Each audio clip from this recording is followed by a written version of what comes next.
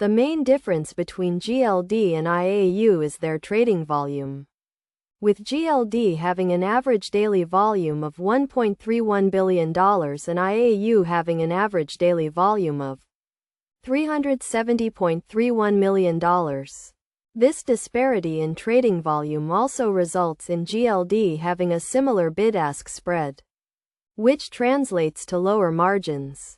The significant difference in trading volume numbers indicates that GLD is more popular among investors. In terms of expense ratio, GLD has a rate of 0.40%, whereas IAU has a significantly lower rate of 0.24%, marking a 1.6 times difference. This means that for every $10,000 invested in IAU, $25 is paid in fees, compared to $40 in fees for the same amount invested in GLD, making IAU a more affordable option for investors.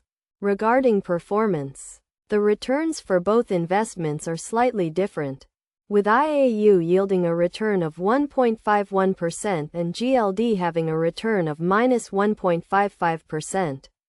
Over the past decade, both investments have delivered stable returns, with IAU having an annual return of 4.06% and GLD having an annual return of 3.85%.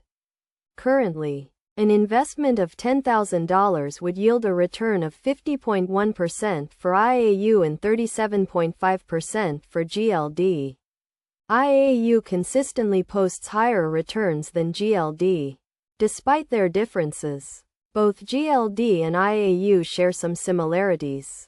They are both passive ETFs that track the price of gold, meaning their performances are closely tied to the fluctuation of gold's price, and they closely track each other's price movements. Additionally, neither GLD nor IAU pays dividends to their shareholders. In conclusion, while both gold ETFs are high-performing and good investments, it is essential to consider the potential risks and drawbacks before investing. Although GLD experiences higher daily trading volumes, IAU is considered the better option due to its higher performance in both short